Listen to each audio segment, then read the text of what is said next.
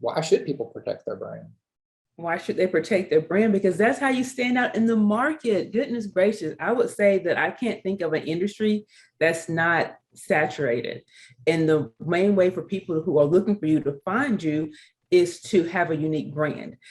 And most people, when they think of brand, they think of the logos and the names and taglines, which is great, but all those things are built on the foundation of who you are. And that's why people want to work with you. So you need that protected so that no one else can come in and try to benefit from the hard work that you put in building this trust with the community. Right. And the other component to this is a trademark search that you do at the beginning to make sure that we have the rights to file what you're going to prepare for us.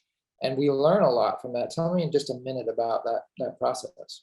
That trademark clearance search is the foundation of whether you go through the federal trademark registration process or not, whether you say, oh, well, I'm just doing business in my state, so I don't need any of that. You still have to do a trademark clearance search, because what that search is going to reveal is who is out there. We're going to check the federal database to see who has a registered trademark that's same or similar that may prevent you from registering, because if you do use it, then you're infringing on their trademark. You know, we talked the other day about examples. And when I think about tourism and travel, hospitality, destination marketing organizations, can you tell me a little bit about somebody you've helped in that space? North Little Rock out of Arkansas, you did an amazing rebrand for them, and we were able to protect their logo and their tagline.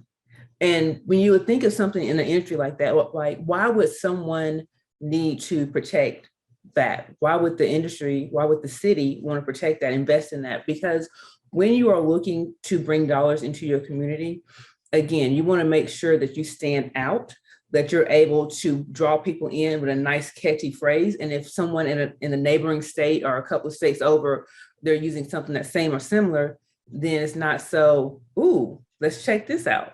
So that's why you would want to protect your brand. So what they're able to do now is prevent other people throughout the United States from using not only that same tagline, but anything that's similar. Not only that same logo, but anything that's similar. And that is phenomenal. Yeah, it is very powerful. And it's something that destination marketing organizations don't think about often because they're not faced with this often. And as I talked with them and we developed this brand for them, the brand building part of the marketing effort that clients undertake is so important. If you're going to invest that much in your brand overall and over time, if you don't go through the process that LaConya went through for North Little Rock, Arkansas, you're going to have a really hard time getting someone else to stay off your mark. So you would have the rights, because in the United States, it's first to use, not first to file. But now you have to go through litigation, and that can be expensive, which is why I say you do it on the front end.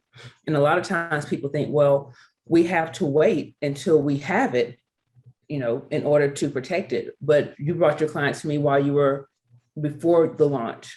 So you had finished the development, it was approved by the client, and now you're getting everything prepared to launch. And that's when we went into that protection phase, because your protection starts from the time you file your application if you're not using it in commerce.